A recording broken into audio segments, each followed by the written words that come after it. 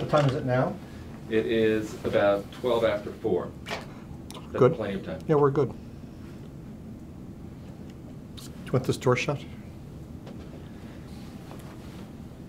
I teach beginning filmmaking, and I often start with students, and this is at Harvard, and so it's students who come generally pretty successful at whatever it is that they do. And then they come to filmmaking hoping to bring that to this. Very quickly you realize how hard it is to make anything work up there.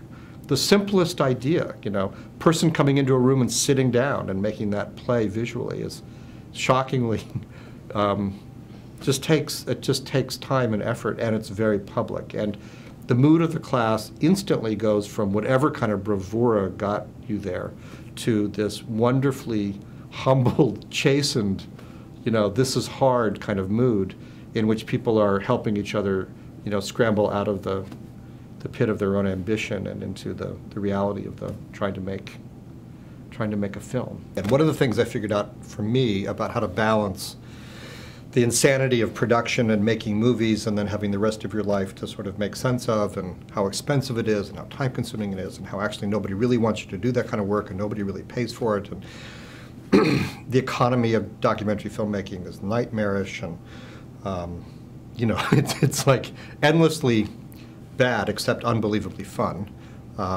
If we told people how easy it was, there'd be a lot more filmmakers.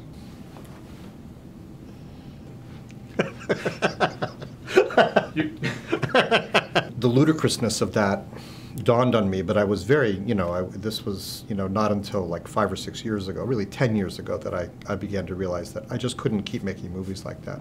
The pleasure of working with these really smart people, really good editors, somebody to share the difficulty of thinking through the project, and the rather almost magical event that work took place while I wasn't there. Like things happened on the movie and I wasn't there to watch that happen. It seemed like an impossibility, and my whole working method had been to handle all the means of production myself, handle all the pieces of the production myself. But I feared I'd lose my tactile feeling for the movie. That sense of discovery when you're editing something and then something breaks loose and you make some sense of something and you juxtapose things. And I didn't know how I would talk to an editor. I mean, a lot of my experience in making movies is you try something and it doesn't work. And then you try it a little more and it doesn't work. And then sometimes by the 4th or 5th try, it leads to a set of other ideas that actually do work. But it had to start with it not working to get to it. And what I feared is I would say something, or we would try something and it wouldn't work, and the editor would go, didn't work, what do we do now? It turns out that it's just not true. I mean, that good editors know exactly this process probably more deeply than I do. I mean, mostly I trust that there is a film there to be made, even if I don't know exactly what film it is or exactly how we're going to get there. But that doesn't mean that there's not plenty of times in which I go, there isn't a film here. This is the one in which it didn't work. This is the one in which I fooled everybody. This is the one in which these people gave me money and I'm going to give them nothing. And it's going to be very public and very embarrassing. I mean, I want to go back to one thing about film. I'm in Japan, and I'm filming something else, and I'm filming, and I had started bringing film of my own to film around the edges of shooting jobs for a film I made called The Tourist. And so I finished my work day, and it's about 7 at night, and then I'm leaving the next day, and so I stay up all night in Tokyo, and I have like 3 rolls of film. And I find all these really interesting things to shoot, and I meet somebody, and we spend time, and I film her, and then I film, it's like 4 in the morning, and end up at the fish market in Tokyo. And this is a kind of legendary place, and it's unbelievably visual. It's like everywhere you look, it's unbelievable, huge. All this fish coming in, and they're alive, and they're in tanks, and they're varied, and they're incredible. And there's just so much to film. And I have about, maybe a minute left, maybe 2 minutes left of a roll.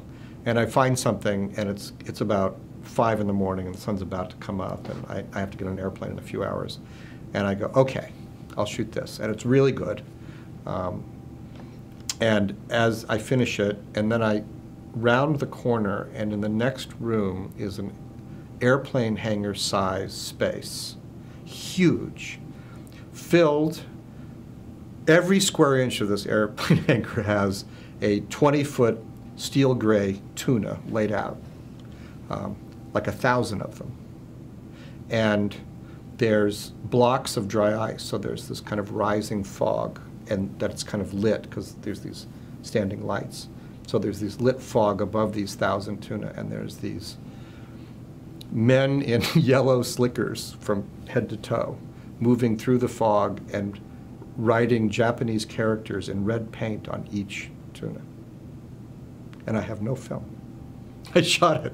It's like, it's like so classic documentary problem and a film problem, You could, it's not impossible that that would happen in video, but much less likely that you would have shot off that last, 45 feet of film and turned the corner and seen that.